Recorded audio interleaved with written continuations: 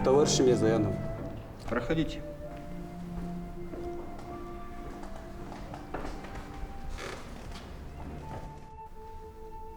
Товарищи, нам предстоит очень большая и ответственная работа.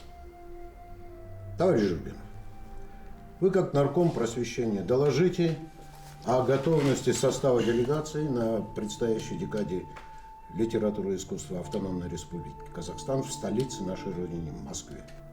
Товарищ Мирзаянов, из списка делегатов послан особый отдел НКВД. Вот предварительный список. Ну что ж, дорогие товарищи, главная наша цель – не ударить в грязь лицом, а достойно представить Казахстан в столице. Кто возглавит делегацию? Я не имею в виду официальное руководство, я имею в виду авторитетного, очень уважаемого человека из народа. Ну вот, например, на Кавказе есть поэт Сулейман Стальцикий. Ну неужели у нас, на нашей земле, такой богатой акынами, не найдется аксакал, который достойно возглавит делегацию Автономной Республики Казахстан? Как нет?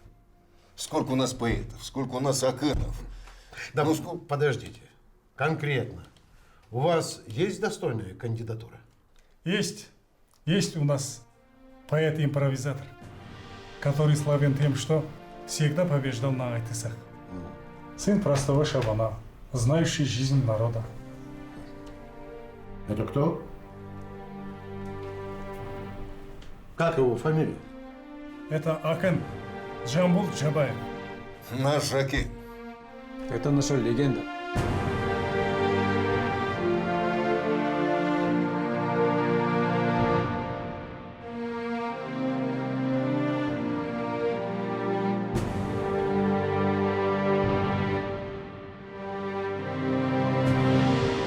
Сен азамат болдың.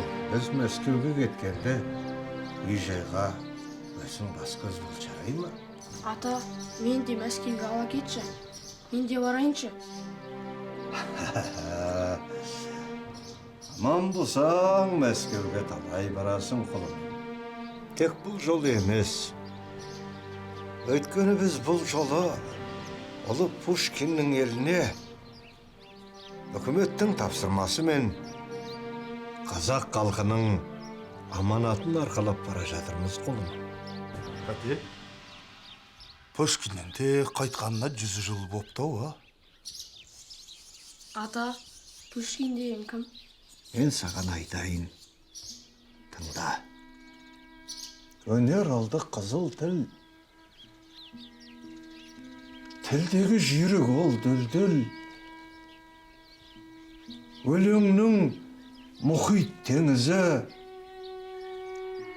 Кеткелі Пушкин 100 жыл. Менің 100 жыл дегенім өлімі емес, өмірі. Өмірде оның өлмейді. Ел деген таза көңілі. О, ата, автомобиль келді. Құлындың аламысың деген. Алғадай. Балам, ұлы сапарға бара жатсың. Дайынсың ба? Дайынмын, әке. Дайынмын. Әке, көлікте келіп қалыпты. Мен барып көріп келейін. Сіздер дайындалыңыздар. Бара қояйын, ағайын. Тәте, Алғадайдан да ересек балаларыңыз бар. Соларды неге етпейсіз?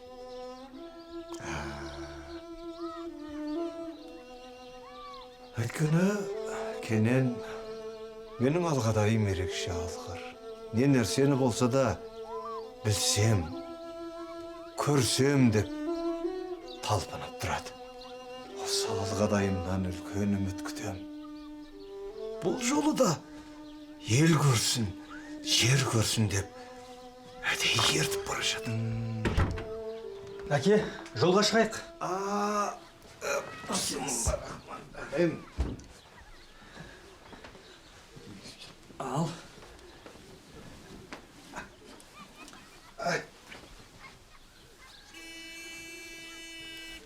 Мінекейіңіз. Алла жалымыздан қарағыр. Ал, жүрейік енді.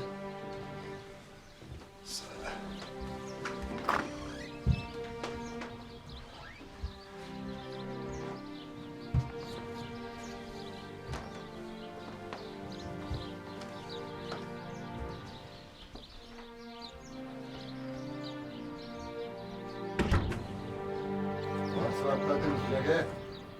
Avrolunu kalktınızlar. Sağ olun.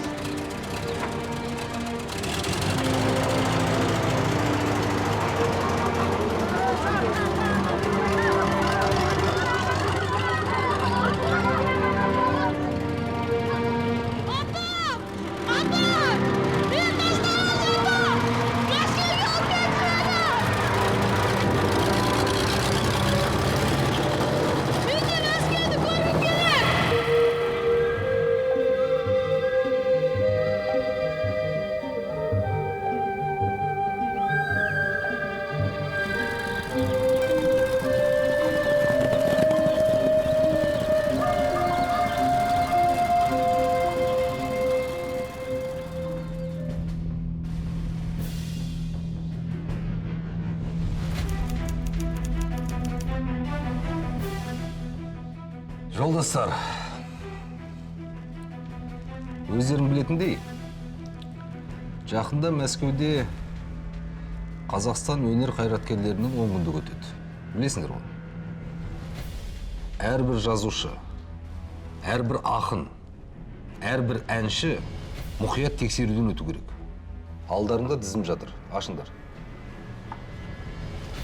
Осы тізімді мұқият зерттеп, бірін қалдырмай тексеруден өткізесіңдер.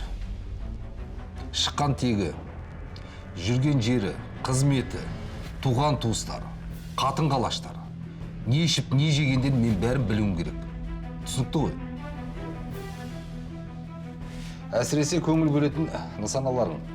Сәкен Сейфуллин, Темірбек Жүргенев, Жұмат Шанин, Кенен Әзірбаев және Жамбыл Жабаев. Ертең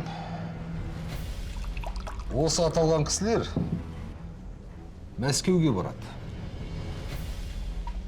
Ұлы Сталиннің алдына. Алай-бұлай болып кетсе, бәріміздің басымыз қалпақтай шығады. Жай ғана ұшып қана қоймайды. Ар жағын өздерің сезіп отқан шығарсыңдар. Іске кірісіңдер, босыңдар.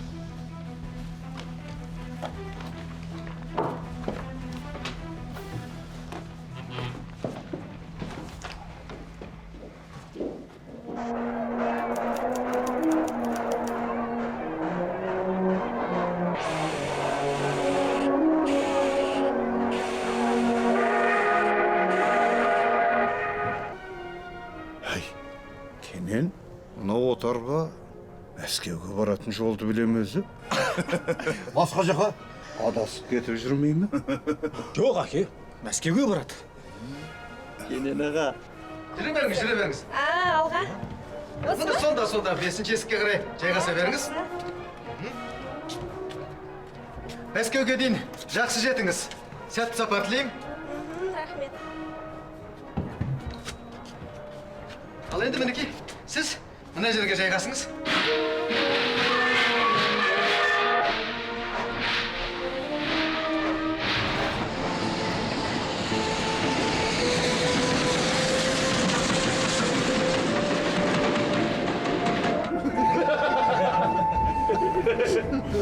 Қалайсыз, Жәке?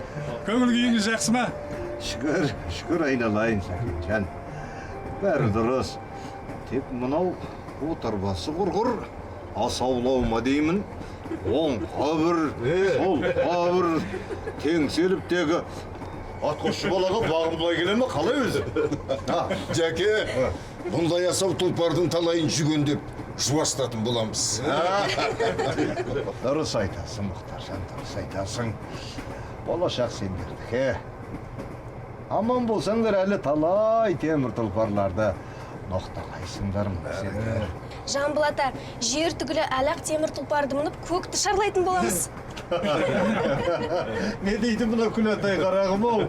Алдымен мынау жердегі шаруамызды тындырып алайық та. Көкте неміз бар?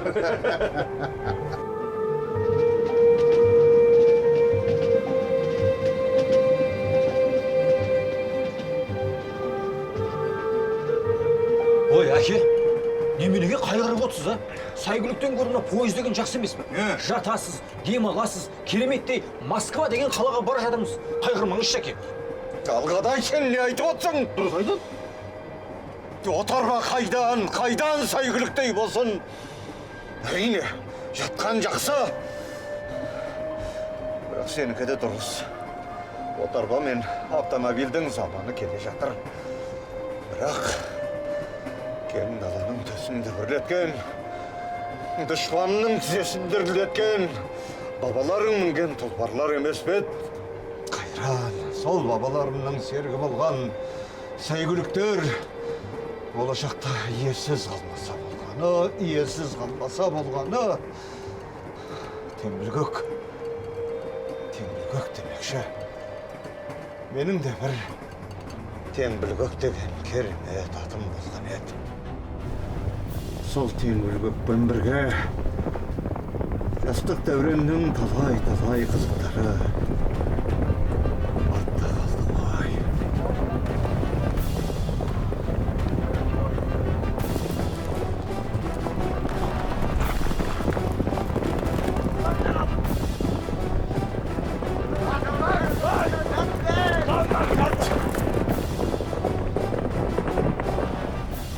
Қоршаңдар! Тап бәлем! Қоршаңдар алтынар!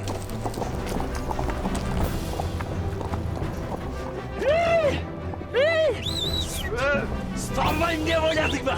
Бізден әлі ешкім құтылып көрмеген. Ай, сонша тырбыңдап едік. Әкең, ұсталдың ба бәлем? Ой, Кесекбайдың күшіктері өңкейін. Жігіт болсаңдар қайген жекпейік! Жекпейік! Өй, әкең көрсетейін мен саған жекпейік! Еттерсін бастағаттан да. Ет, терісін сыпырыңдар иттің баласын.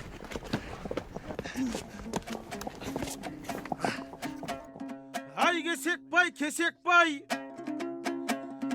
Ай, Кесекбай, кесек деп жегенде кеңірдектен өтемей.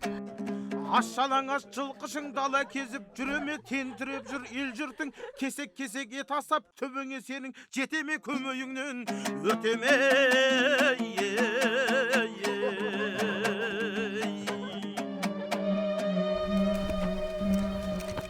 Ей боқма, ендігәрі Кесекбайдың ауылына аяқ басатын болсаң, мына тіліңді басыңмен қоса жолы болам, ұқтың ба? Мен айтсам, шындықты айттым. Шындық дейсің бе? Шындық дейсің бе, күшік неме? Міне саған шындық.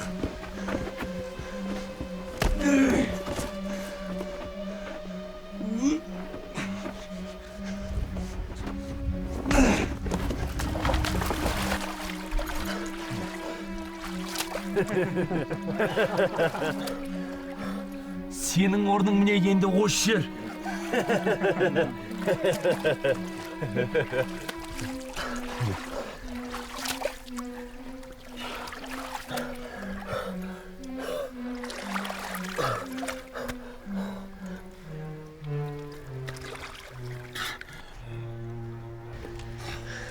Ей боқ мұлан неме. Жігіттер кеттік.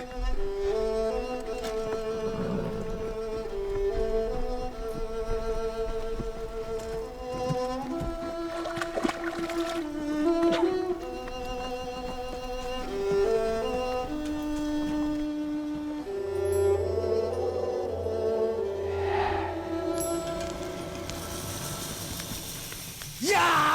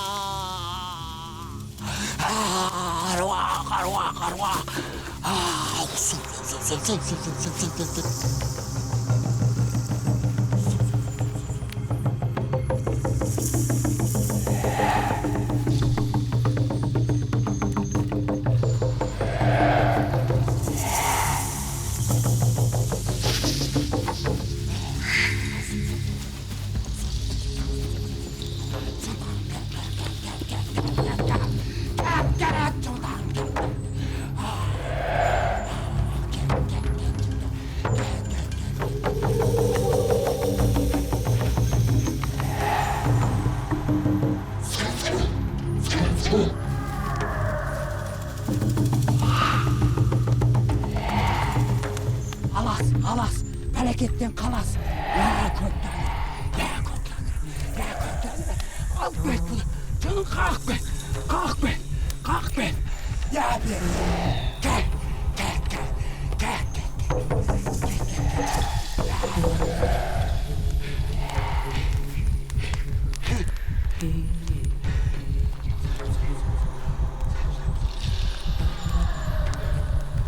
Ya kök tangırı, mına perde, zorlu bir severine, kuş kuat biri gör. Ya kök tangır, ben sana siyenim. La caspalanın pendenin, canlaman alıp bana gör. Seni.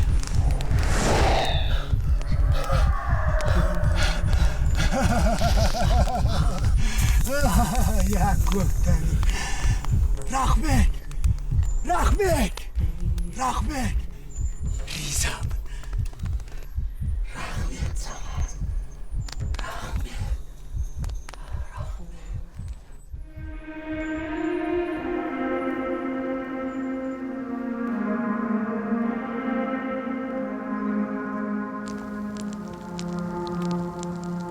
Kalay balam. Tövbe oldun be. İyi adam. Маған жасаған жақсылықтың құнын қалай өтесем екен? Сіздің алдыңызда өмір бойы қарыз арқылы өтетін болдым ау. Сен оған қайғырма бала. Жаратқан ем. Жан алғанша мал ал деген. Мал жанның садақасы ғой. Сенің басың әлі жас. Мал табылар. Елді емдеу менің парызым. Құдайдың алдында да, адамның алдында да. Тентектің ақылдысы ақымағда болады. Дегенмен сенің пірің мықты екен. Ессіз көзсіз болма, айырлық боласың. Жаратқан ем жалғыздықты маған жазған. Ал сенің орның көпшіліктің ортасында. Осыны ұмытпағайсың, ұмытпа. Бас алмақ бар болғанмен тілгеспек жоқ дейді ғой ата.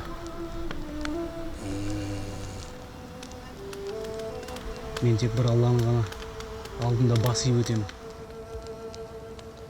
Жөн баба, жөн. Олай болса жүреймен ата. Онда жүгіртқанда жолың болсын. Қайда жүрсең де аман бол балам. Қош болыңыз ата, қош.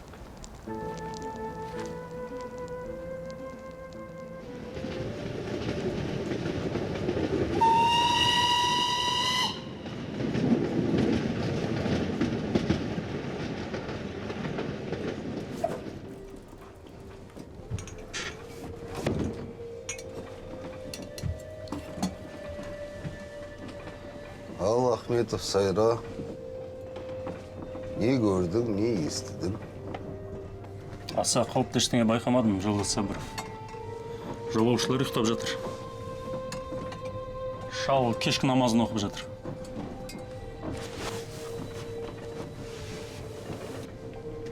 Намаз?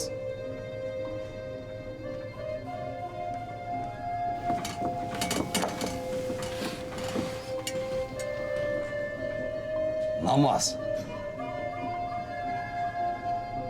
Көз жазып қалмас ол шалдан, түсіндің бе?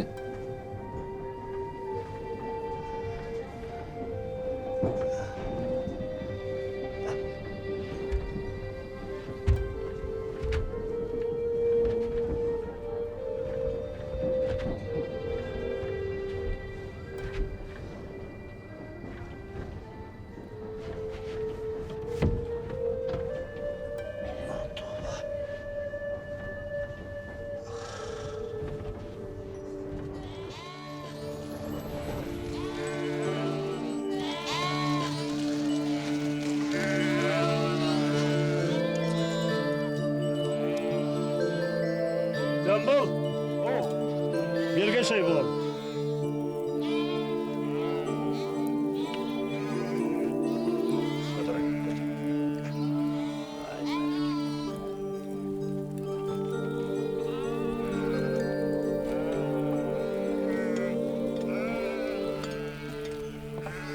Тағажа, дұрыс екен. Балам, екейде 50 бақсы 80 ақын бар. Сен соларға барып қосылып 81-ші болмақсың ба? Ақындық жол, қайыршылық жол. Бақсылық жол, жындылық жол. Жоғалды жын жилап өмір бақи қаңғырып өтпексің. Оданша мына қойшының таяғын ұста. Біздің бақ берегімізде, ырысымызды, ата кәсібімізде осы мал. Ата кәсіп біреуге жағады, біреуге жақпайды. Жоқ әке, қара сөзді қамшылап, ақындық жолға түсемін. Ендігі менің беделім де, тірлігім де, кәсібім де осы ақындық жол. Ертең Сүйінбайдың ауылына барып, батасын алып, шәкірті боламын. Балам, ақындығың асып, шабытың тасып жатса, үйде отырып айғайлай берей. Саған кім қой дейді? Ақындық деген не? Кімге керексің? Ақындық елге керек, әке. Құрайғай, құлақ жаңғыртады. Қасиетті домбыраны қолға алсам, Құдайға шүкір, сөзіме құлақ салар. Ел бар, жұрт бар. Ел? Қайсы елді айтасың? Сен сөзіңді кім тыңдайды? Кедей кепшік па? Не үйің жоқ, не күйің жоқ. Өмірі бақи қаңғырып өтпексің ба сонда сен? Ей, бәйбіше! Бергеші бе? Бергез бер. Не болып қалды, отағасы-ау? Не болушы еді? Ей, менің сөзімді мынау тыңдайтын түрі жоқ. Ей, сен бірдеме дейсің маған? Отағасы-ау, қойшы енді, сабыр етші. Ештеме жоқ. Жастық жалыны басылып, құмары қанып, дем сөзі таусылған соң өзі-ақ оралады. Бұл үйдің қара шаңырағы қашанды жадында апау. Үйірімді сағынсам, қайтар жолды білемін. Айналайын, құлым-ау. Бәтші. Ей, осы адамды от қайдаса боққаға шашын не істей осы? Отағасы-ау. Өзіңнің жас күніңді есің алшы. Ұмыттың ба? Ақынға үйредің ғой. Отағасы-ау. Мына менің де сенің соңынан ергенім. Сенің сол ақын жандығың емес пе? Солай ма еді? Әрине. Ұмыттың ба, шал-ау? Кемпірім-ай, мына алмағайып заманда бірдемеге ұрдық балама деген уәйім ғой мені. Кел, қолмасы қойшы. Кел.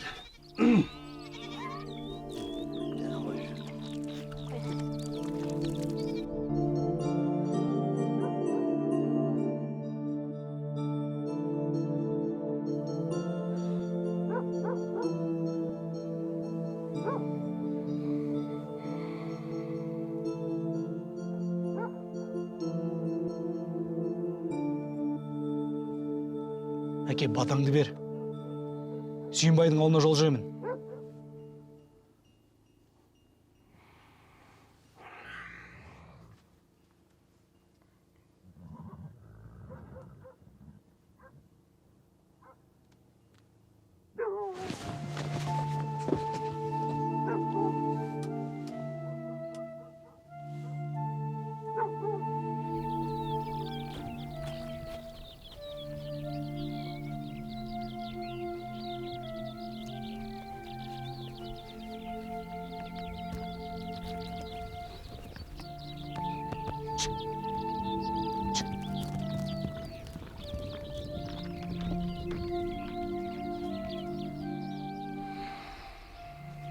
Райынан қайтпады-ау. Қайтпады.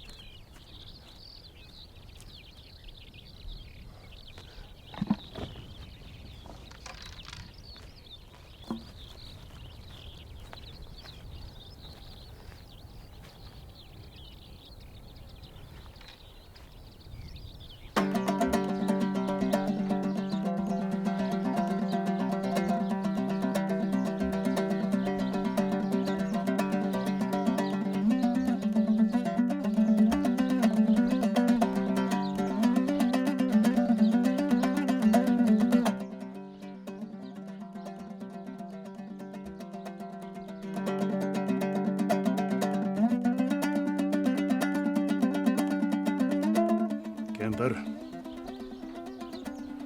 Иығын ана жаңа шапанды кийтіріп шығар.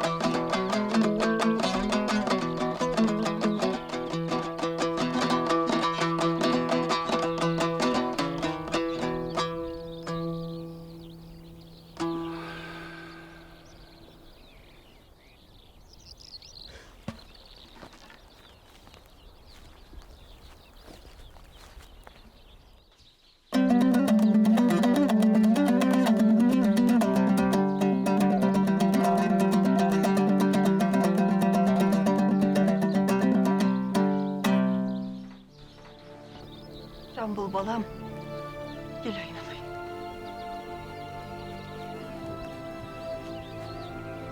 Айналайын, қайда жүрсең де аман бол. Жортқанда жолың болсын балам. Бір Аллаға тапсырдым. Қош бол апа, қош. Мен келем. Қош бол балам. Қош бол құлыным. Қош бол құлыным. Қош бол апа, қош бол. Қош бол балам. Қош бол.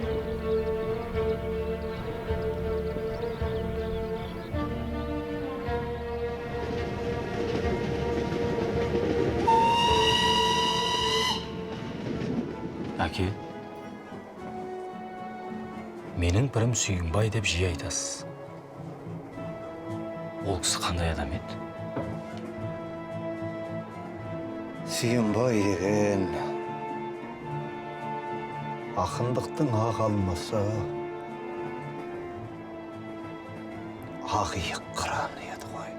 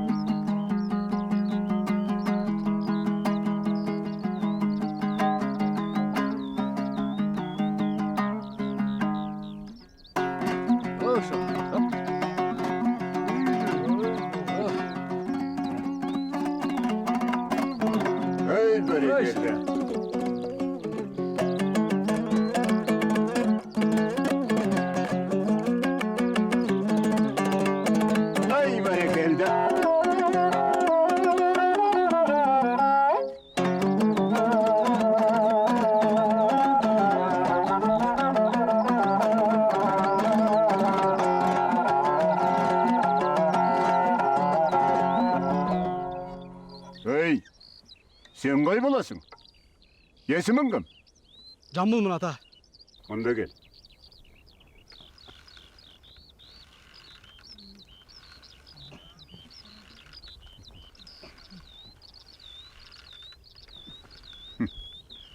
Көзіңде оттар көрінеді. Төбесінен бірдеңе шығады. Отыр.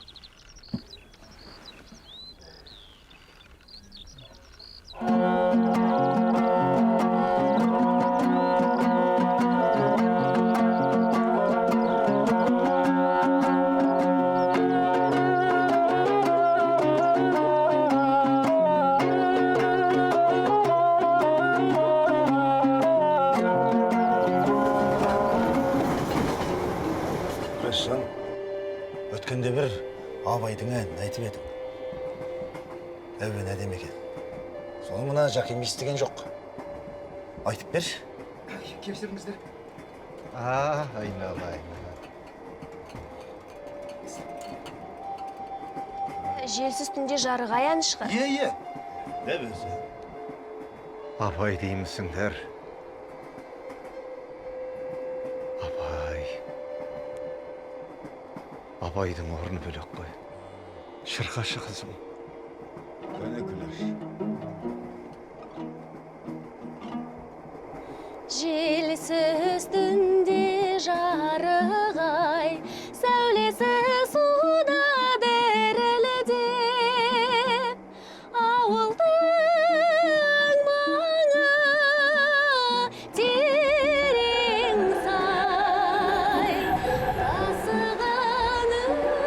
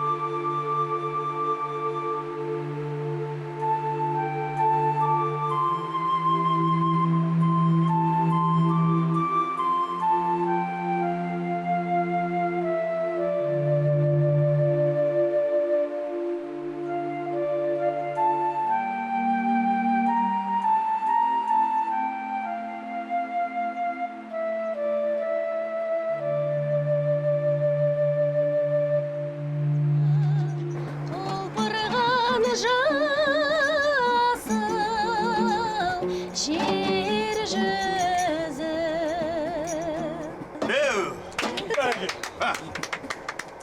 Жанболат-ау, сізге не болды? Жеке. Айналайындар. Атайған сайын адамның көзі жасаурай бере ма, Құдай болсын. Айналайын.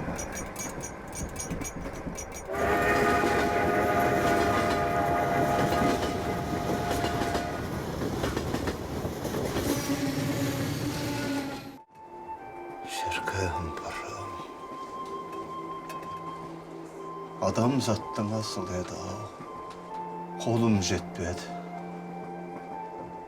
Өмірлік арманым болып қалды.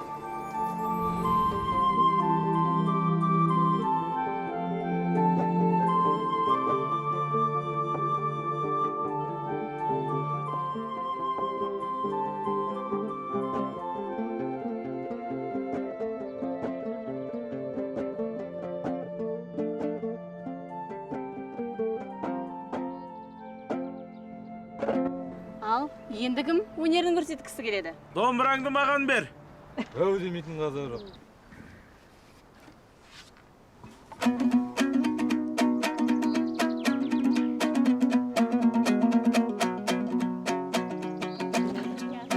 Келді кезім айтар сөз, қызда ауылдың сыртынан қылаң еткен 25. Тастан қашқан түлкідей ислаң еткен 25. Күлдір күснетіп, күріңді мінген 25. Күректісін ақситып, сұлу ұшқан 25. Қызды көрсе қиқайып, құлай бір кеткен 25. Төрді отырған қыздарды қымсындырған 25. Есіктегі қыздарды ымсындырған 25. Суға барған жеңгесін ұстай алған 25. Әй, жеңге қалың қалай деп қыстай бір қалған 25. Бесіктегі баладан алғы салған 25. Төрді отырған кемпірден ойыбай қарғы салған 25. іздесең де табылмас, өттай кеттай 25. Іздесең де табылмас, өттай кеттай 25.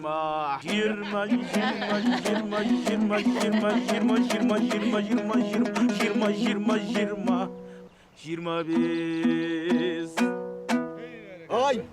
Ай, бәрекелді.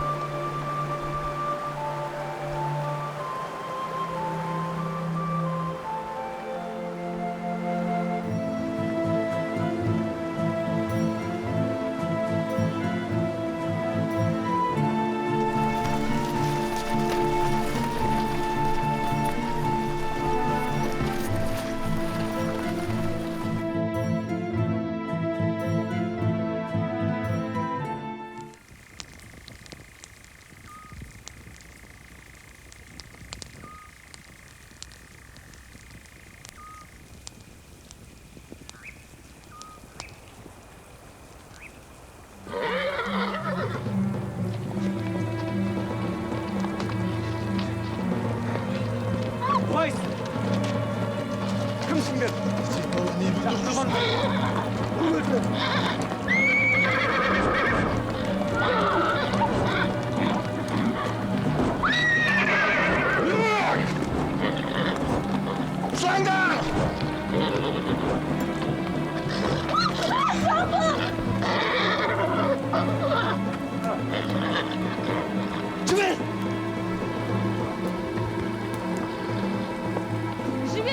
Жібер, Тарт қолыңды! Екі елдің арасында от солайын деген екенсің бала, а? Қайдағы бір қат мүсін, бүткіл елді дүріктіріп мәзір!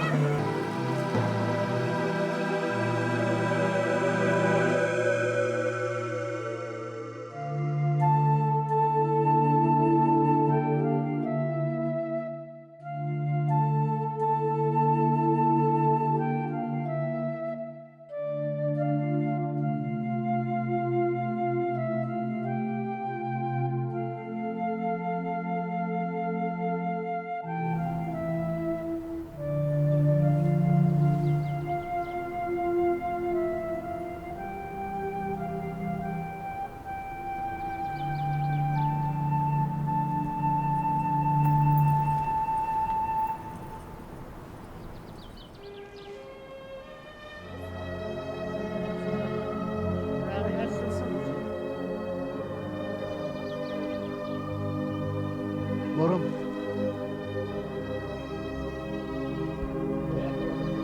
Қош бол.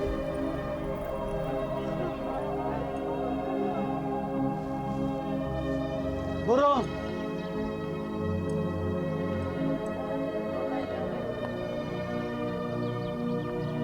Борым! Қош бол!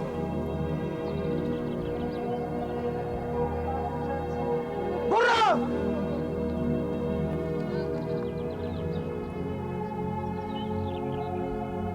Қош бол, Борым! Қош бол!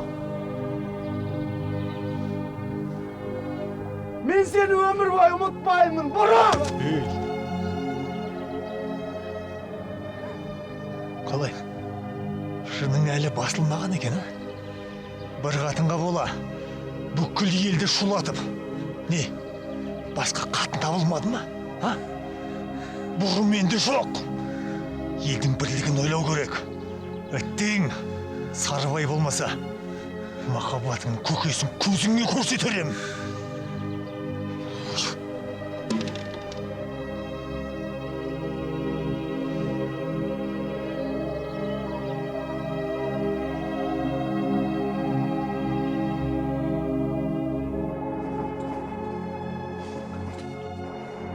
Әке, жүрегіңнің шерін қалай тарқатты? Сол бір оқиғадан кейін қолыма домбыра ұстап ән салмақ түгілі дүниеден баз кешіп дала кезіп кеттім.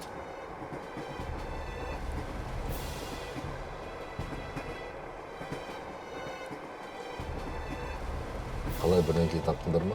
Іздеп жатырмыз. Ал мен таптым. Жамбыл Жабаевтың 3 қатыны болды. Сарыбайдың сарбазы болған. Бұдан артық саған қандай факт?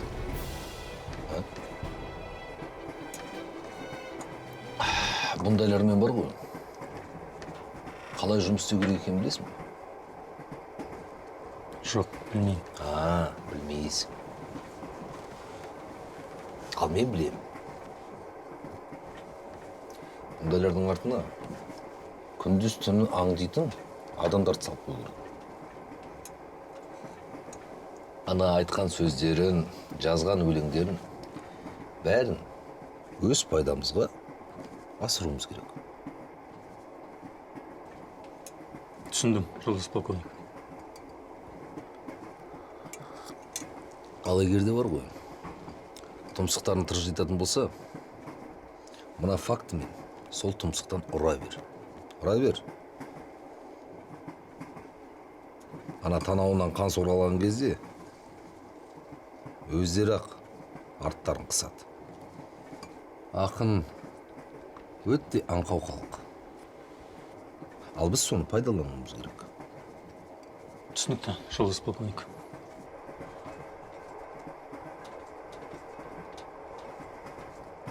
Әруағыңнан айналайын Сүйінбай.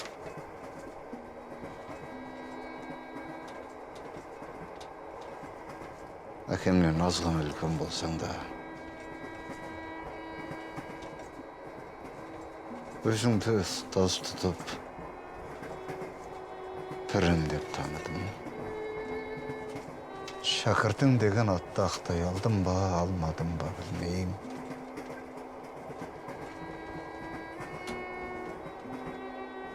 Бірақ ақын деген ардақты атқа дақ келтірмеуге тырыстым.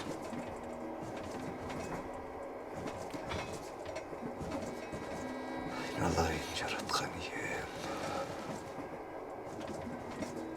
Сүйінбайдай асылаған аруағына мейір шапағатыңды төгіп көр. Айналайын Жамбыл, талабыңа нұр жаусын.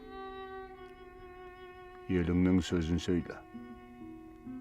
Сонда ғана ел жұртыңа сыйлы боласың. Әмин. Ағдайым оңласын, қызыр бабам қолдасын. Жортқанда жолың болсын. Өнерің өргөрлесін. Өлең жырың, дастандарың сарқылмасын. Найзағайдай отты жырдың алдында бас имейтін, именбейтін пенде жоқ. Қанатың талмасын. Жаратушы жаббар ем жар болып, жаман жолдан сақтасын. Әмин.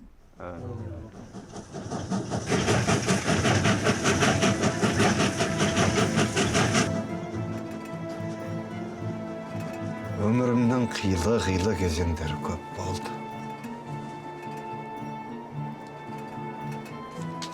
Солар көз алдымнан тізбектеліп өтіп жатады.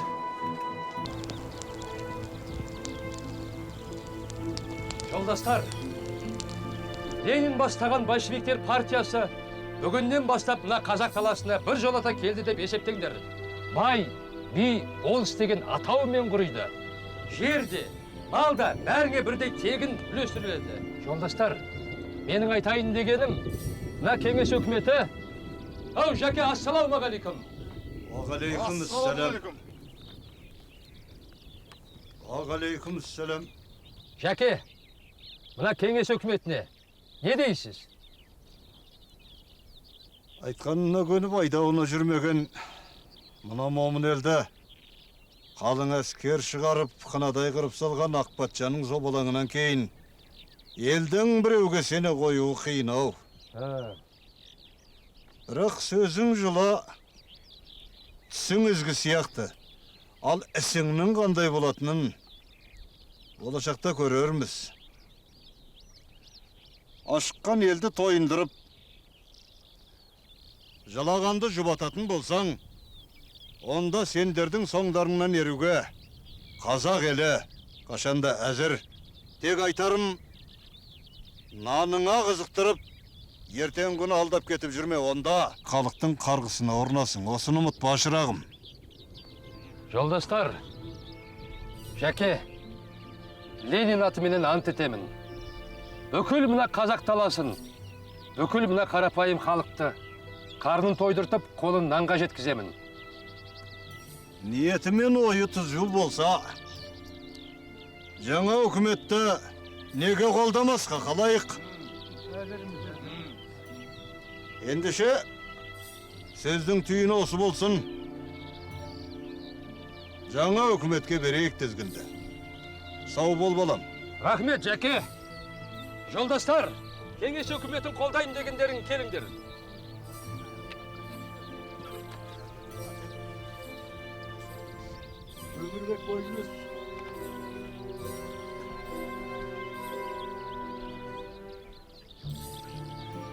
Келесі.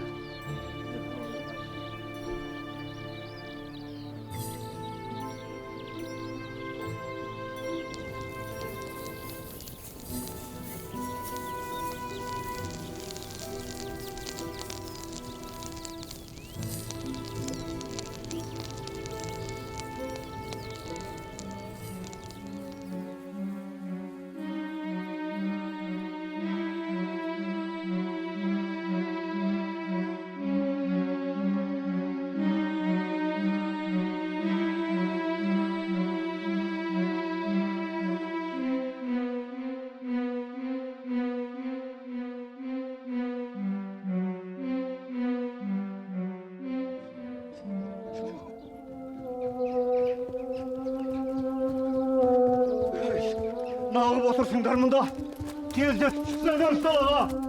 Бұларың қалай? Текке отырып қырылмақсың ба, халқым-ау? Ең болмаса, қой екеш қой да. Бауыздарда тұяқ серпеді ғой. Бұларың не? Шықсаңдар далаға. Айналайын халқым-ау? Жұрт қалақан жайғанша, үйде отырып қырылайық деген қай атаңнан қалған замет. Бұларың не? Шықсаңдар далаға. Халқым, текке қырылғаның ба? Ey Allah! Senin gözün neге görmeydi? Бүкіл халықты құрт жібермекші болғаның ба? Теке сақалисың е, қара жалма олдың е, қақарыңды неге төкпейсің? Ең болмаса бір бала қалсын аман. Әулеттеріңнен бір ұрпақ қалсын ағайын.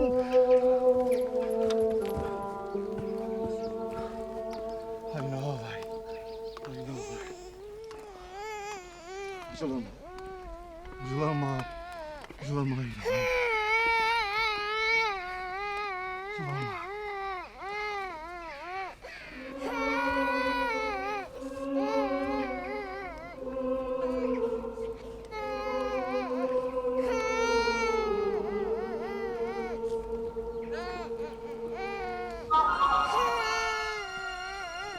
Қор болған қайран елім, обалың кімге? Завалың кімге сенің?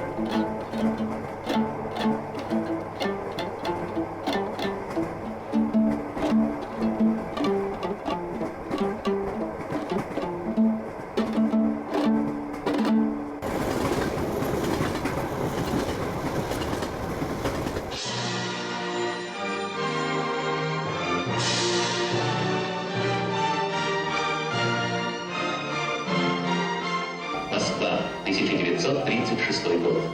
Новый мир открылся перед Акыном.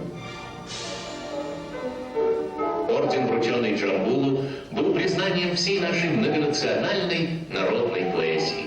Уже столетним стариком ты счастлив стал, Джамбул. Пришла пора, и все сбылось, о чем мечтал Джамбул. И лишь теперь прославлен ты во всех краях земли, хоть целый век в родной степи ты скоротал, Джамбул. Тысячи советских людей высоко оценили его поэзию, окрыленную самыми благородными идеями эпохи, воспевающую дружбу и братство советских народов.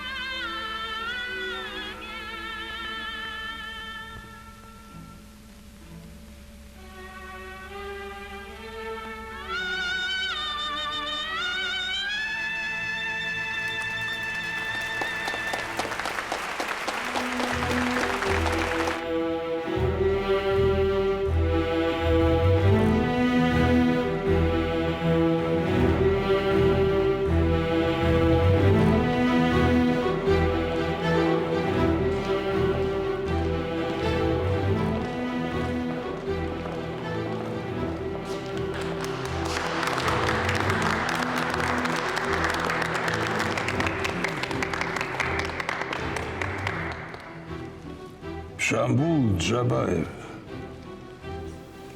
Я всегда говорил, настоящий поэт должен быть из народа.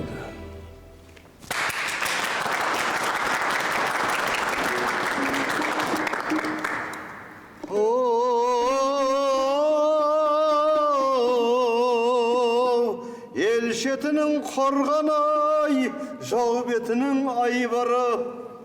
Сауыт сайман асынған, ерлігін елден асырған, батырда өтер дүниеден.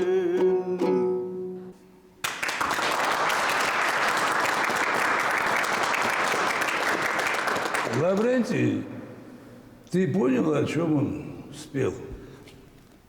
Товарищ Сталин, Джамбул Джабаев восхваляет Коммунистическую партию Советского Союза под вашим мудрым руководством. Товарищ Сталин, переводчик неправильно переводит. Акын Джамбул Джабаев поет о философии жизни. А вы кто такой? Я писатель Мухтар Ауэзов.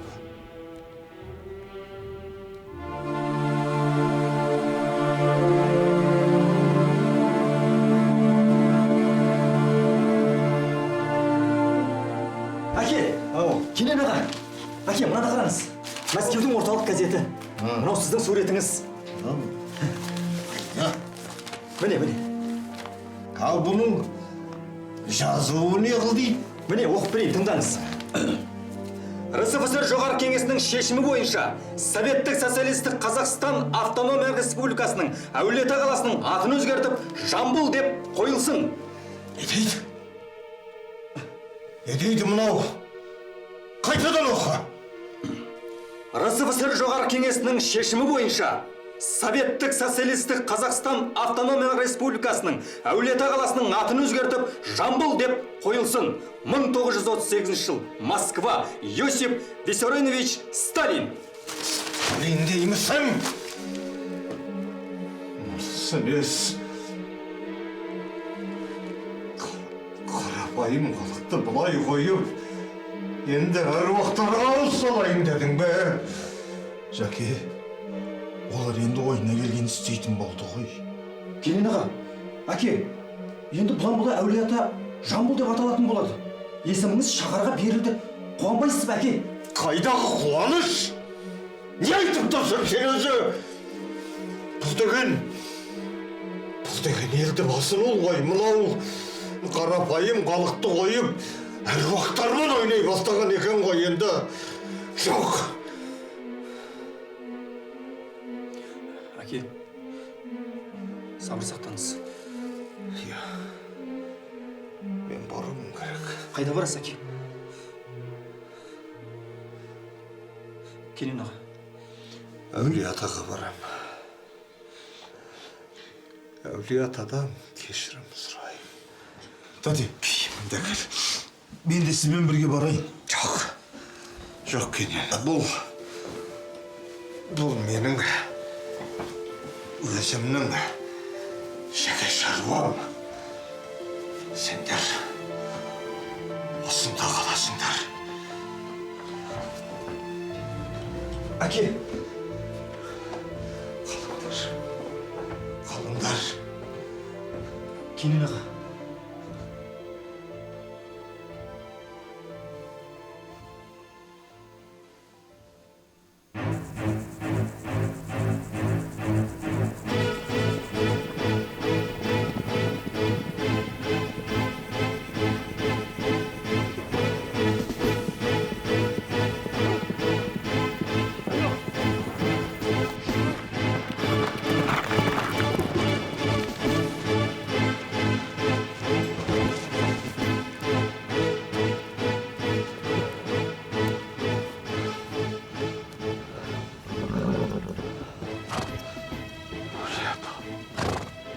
Әулие-ата, әруағыңнан айталай дейі, әулие-ата. Атым далды Жамбыл деп болма қапа. Түбі терең сен бір ұлы дариясың. Кім кешер дарияны сарқылмаса?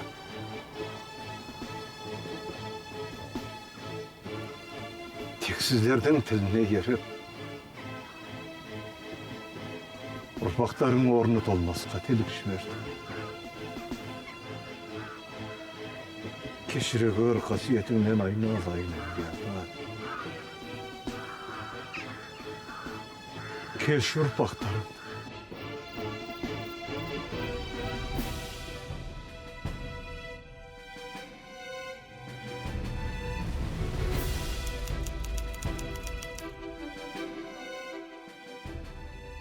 Сейфуллин жолдас, сіз мені мұқият тыңдаңыз. Жамбыл Жабаев жолдас, Совет өкіметінің тәртібіне көнгісі келмей жүр. Осындай қисық, қыңыр, қырсық шалдарды тәрбиелеу, мына сендердің міндеттерің емес пе? Қателестіңіз. Жамбыл ақын қалай сөйлеу керектігін ешкімнен сұраған емес. Ақын де. Ақын. Совет өкіметінің құрығы ұзын. Керек болса, мына сендерді бар ғой. Басқа дінге шоқындырып жібереді. Бүкіл қазақтың тарихын сызып тастайды. Тарихты өзгерте алмайсыз. Жеті атасын жатқа білетін қазақтың тарихын өзгертемін деу мүмкін емес. Осы әурешілік. Әурешілік де. Оны уақыты келген кезде көре жатамыз. Әзірше айтатын. Сәкен, мына шалдың аузын жабыңдар. Халықтың қамын, жанын ойлайтын адам бар. Ол біздің көсел. Ұлы Сталин. Сталин!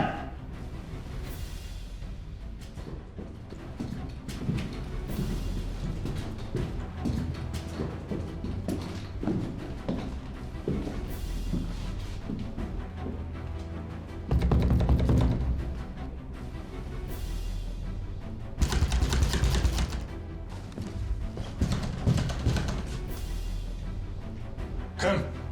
НКВД. Есікті ашыңыз.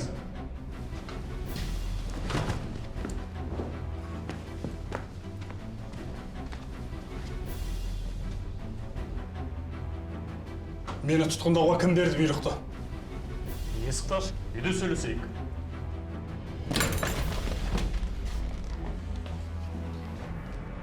Аулақ жүріңдер дедім. Аулақ жүріңдер дедім мен сендерге. Жарайды, түсіндік.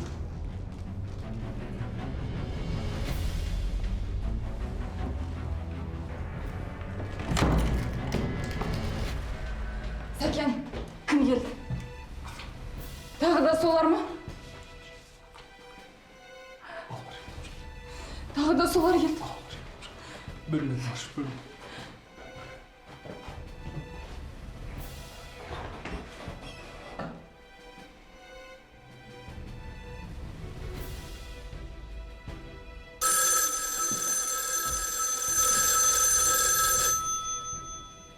Алло. Сакен, это...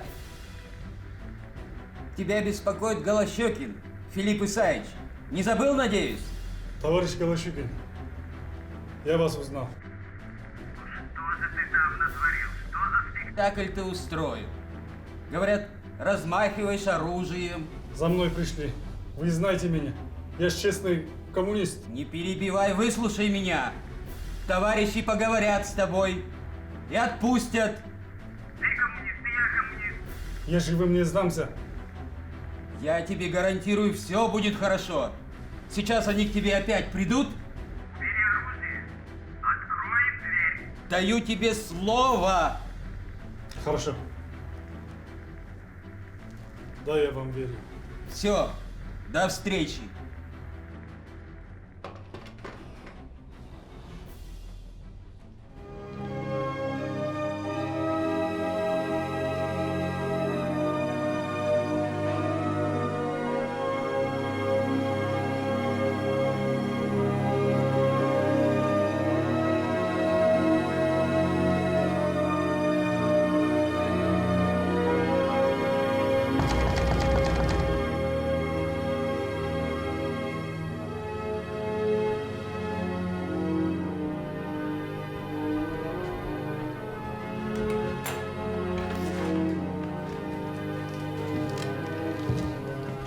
НКВД офицер-лейтенант Ахмет. Сіз ғой Сәкен Сейфуллин? Мен. Қаруыңыз тапсырыңыз.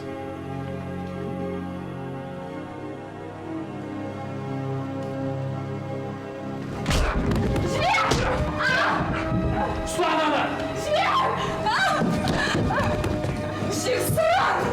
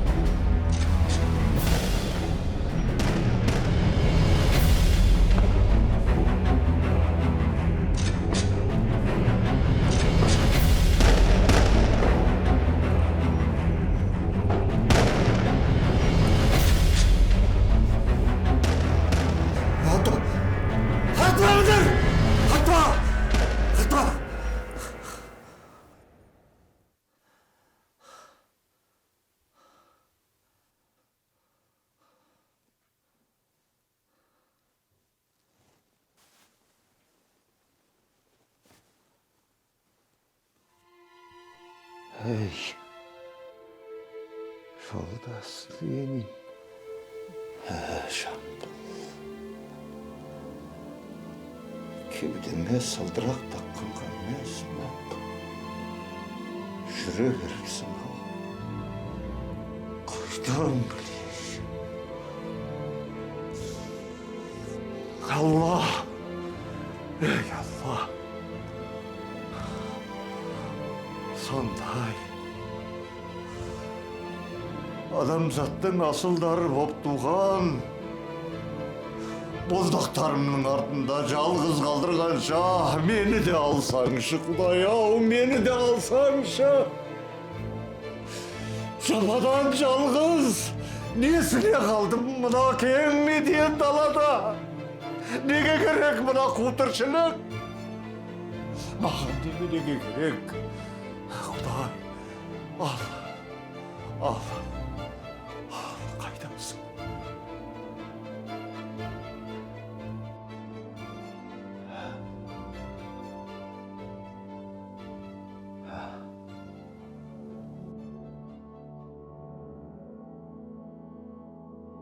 Говорит Москва.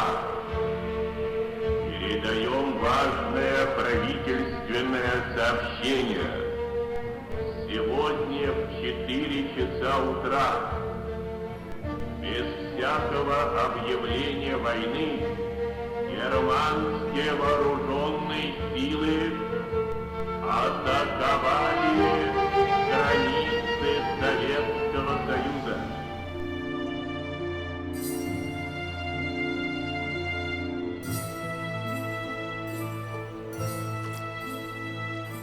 Әке, мен майданға аттанам. Солай деп шештім. Батаңызды беріңіз. Алақай! Көке майданға аттана ма? Мен де барайыншы. Қайтара!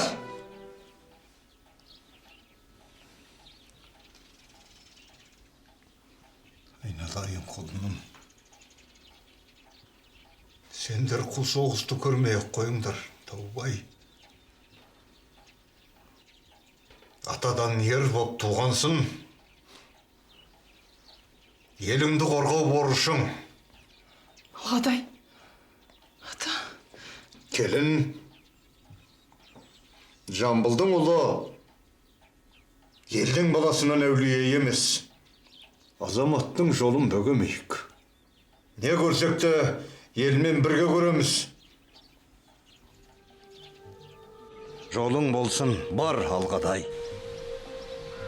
Жолдастар, жерлестерім, ел басына күн туды. Неміс фашист басқыншылары жас совет мемлекетін жаулап алмақшы. Елімізді, жерімізді қорғайық. Жұдырықтай жұмылып, қолымызға қару алып, елді қорғау баршамыздың міндетіміз. Біз жеңіске жетеміз. Әділдік біз жақта. Өйткені әрбір совет азаматының жүрегінде, жанында ұлы Сталин, даңқты Ленин бар.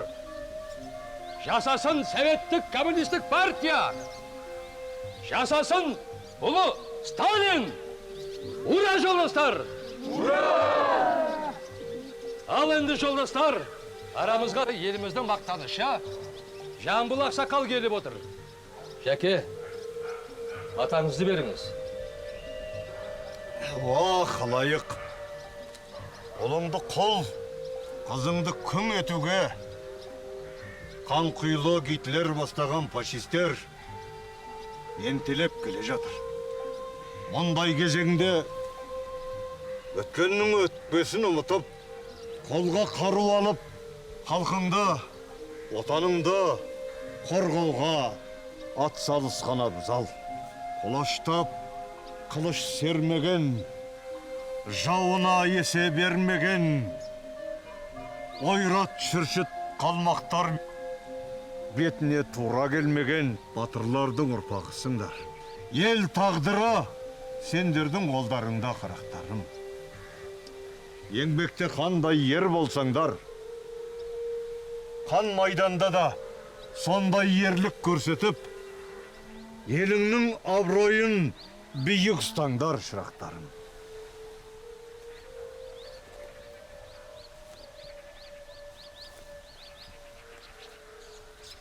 Бұл, мұнау Мекелайдың Андрейі май?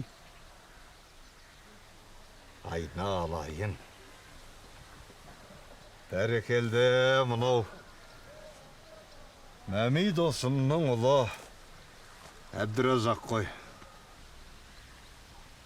Айналай.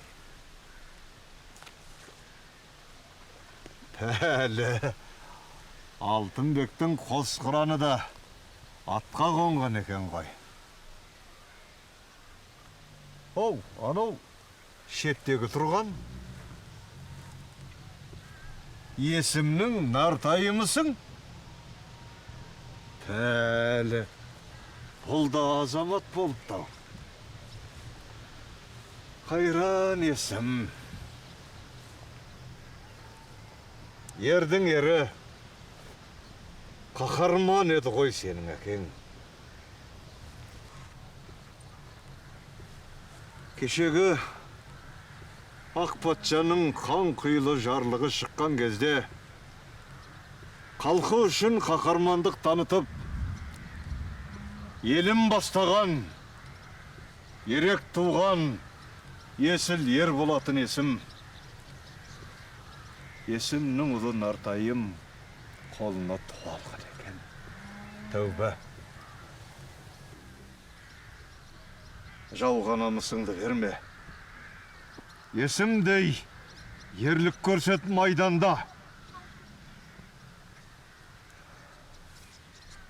Ел болып, ұландарымызға ақ жол тілеп, бата берейік. Әз қара Балатау, асыл бабам Қарасай, Арғынұлы Ағынтай, Қаракерей Қабанбай, Қанжығалы Бөгенбай, Шапырашты Наурызбай, Сұраншы Сауырғы Өтеген. Айналайым батыр бабаларым, ұрпақтарыңның жолын аша көр.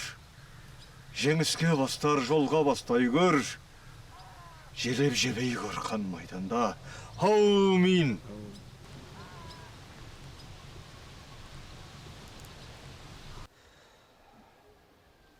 Ну, командир, принимай пополнение. Командуй.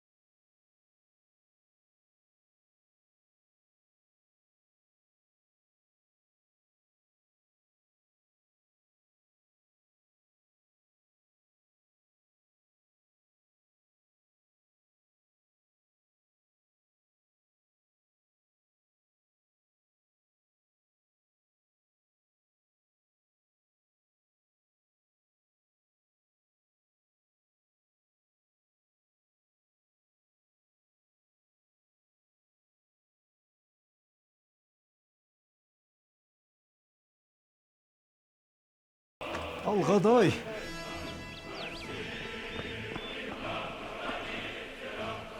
Бауырым Алғадай. Аман барып, сау қайт.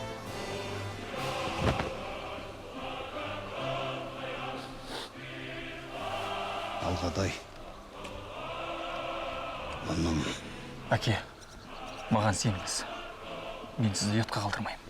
Сенем. Мен саған құлымын. Бар. Аттан. Қош сау болыңыз, әке.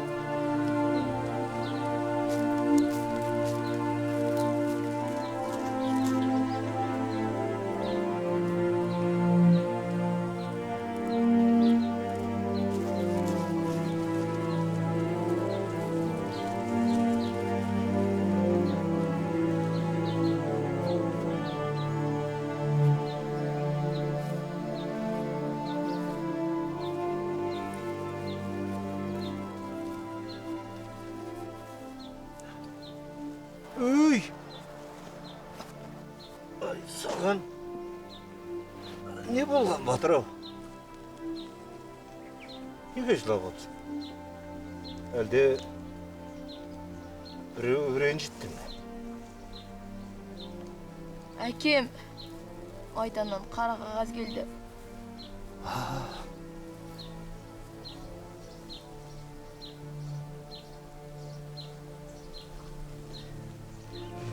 Ай, сорлап қалған екенсің ғой. Сен бірақ жылама. Халқы үшін қаза тапқандар жұмаққа барады дейді. Біздің қазақтың қас батырлары Қобыланды, Алпамыс, Сұраншы, Саурық, Қарасай батырларды білесің ғой. Әкең солардың қатарында болады, балам. Халық оларды ешқашанда ұмытпайды, жадында сақтайды. Құдай бұйыртса, ертең ақ азамат болып өсесің, ат-тұяғын тай басар дейді. Әкеңнің орнын өзің басасың, құлыным. Жылама, айналайын, жылама.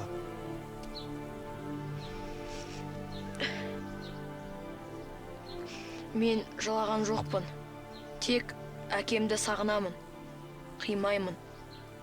Мынаны да әлі ешкімге көрсеткен жоқпын. Сен мұны сақта. Бұл сенің әкеңнен келген ең соңғы хабар. Және бұны ешкімге көрсетпе, жарай ма? Ата, менің жылағанымды ешкімге айтпаймын деп сөз бер. Аллахи биллахи, ешкімге айтпаймын. Егер де біреуге айтатын болсам, мұна Жамбыл атаң осы отырған орнында қақиып қаратас боп қатып қалсын. Бола ма? Иә. Антыңыз қызық екен, ата. Қолыңызды беріңіз, тұрғызып жіберейін. Бәрекелді. Көп жаса, айналайын.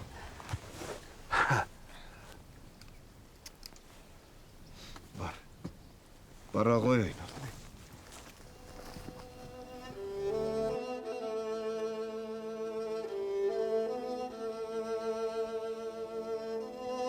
Ленинградты көренім, мақтанышым сен едің, Нев өзенін сүйкімді бұлағымдай көремін. Арқа тұтып алыстан айбыным деп білемін. Жасағам жоқ өмірді жау сойқаның көргелі. Төккенім жоқ терімді шер қылғалы кеудені. Жасалған жоқ салтанат болуға жаудың ермегі. Саудыратып сүйегін топыраққа көмгелі. Қазақстан жерінен тұтағандай елгегі. Жолды кернеп қол кетті, сендерге дем бергелі. Нев алабын қорыңдар, Ленинградтың ерлері.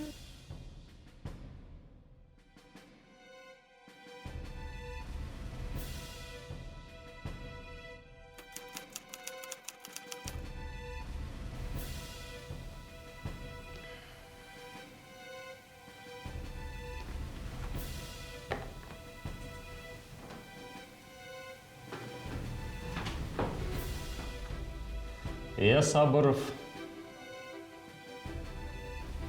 Жапон агентурасына қашаннан бері қызмет етесің?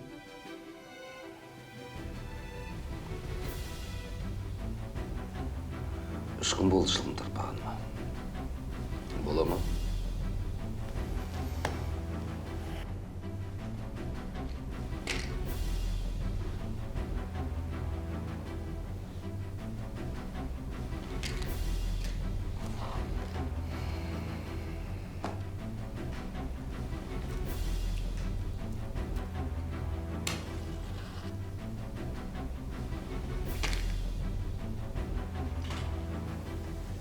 Сонымен қайталап сұрайын. Азамат Сабыров. Жапон агентурасына қашаннан бері қызмет етесің? Ахметов, мен саған қанша үйреттім? Сұрақты дұрыс қою керек. Күшік. Фактың бар ма?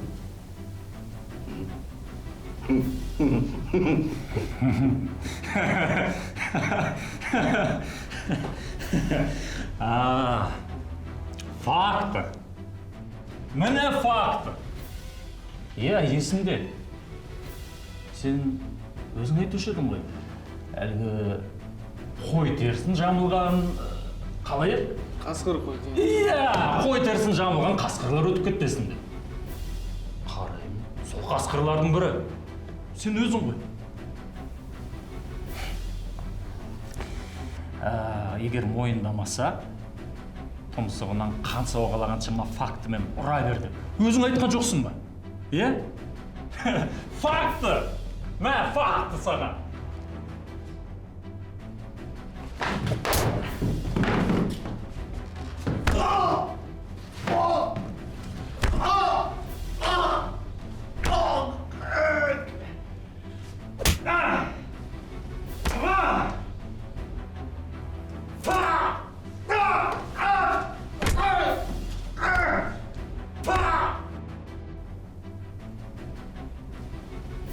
Сонымен Сабыров. Жапон тыңшысы екенін мойындайсың ғой?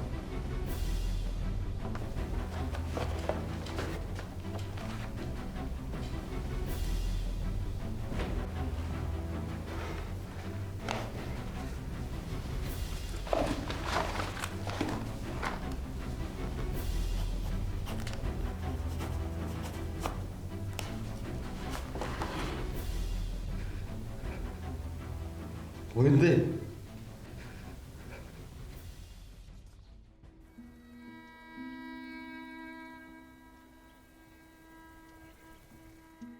Мың 943 жылы Алғадай ерлікпен қаза тапты деген қара қағаз келеді. Осы қайғылы хабарды Кенен Әзірбаев пен Ғали Орманов келіп естірді.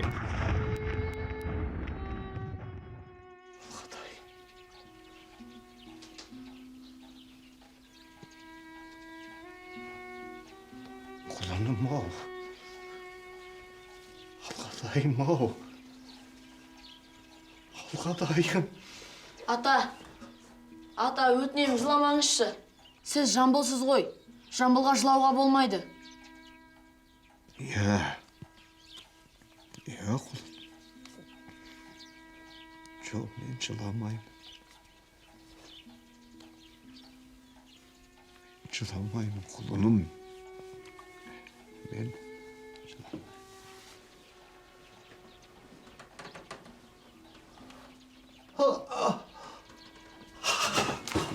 Ата! Жамал жеңеше! Жамал жеңеше! Атам!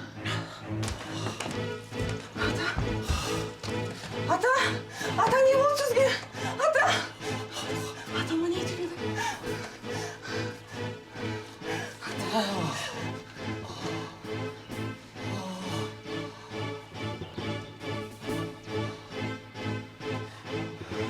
Алғадай.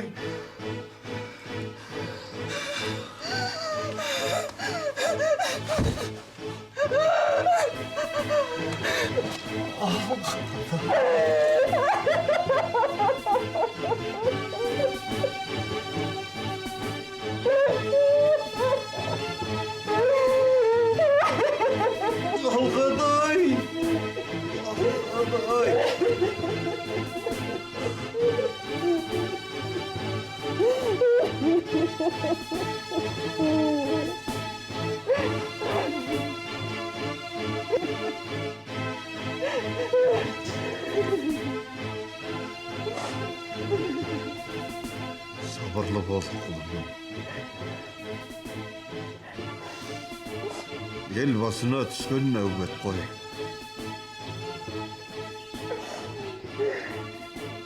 Жылама, айналайын. сабырлы бол.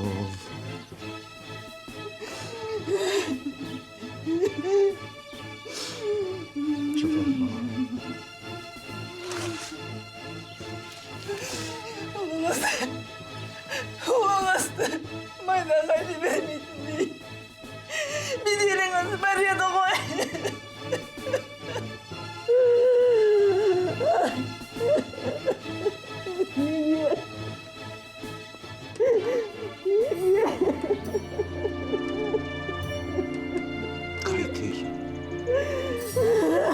Қайтейін.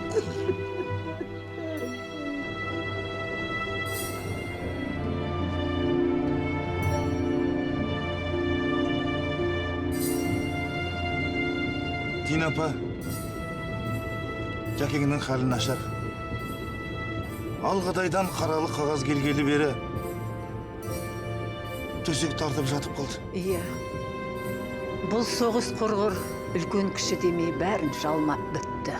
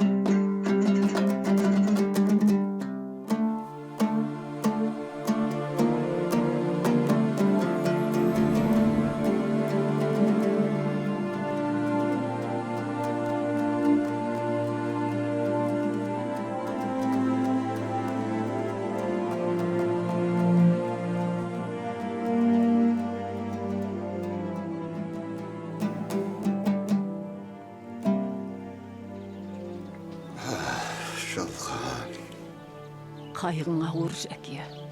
Түсінем. Бұндайда айтар сөз жоқ. Сия сауыт қаламсыз, ой қозғаған домбыра, дәптер кітап қағазсыз, сөз қозғаған домбыра. Қайран Дина, орның бөлік қойсын.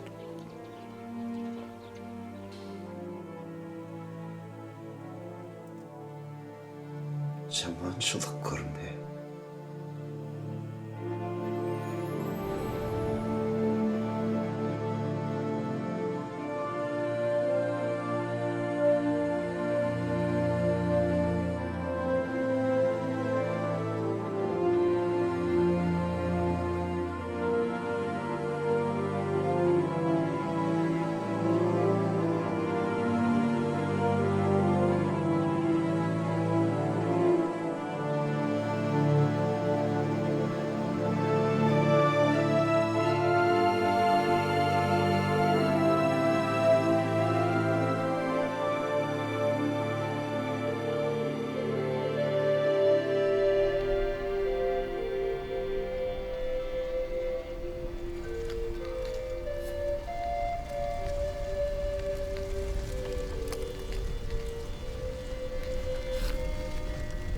Өсиетім, сол үшін құшағыңды аш. Өсиетім, шындықты, адалды сүй. Ардақтаған халықты, адамды сүй. Елдің тіккен іргесін игілікке, тап бүгінгі бақытты заманды сүй.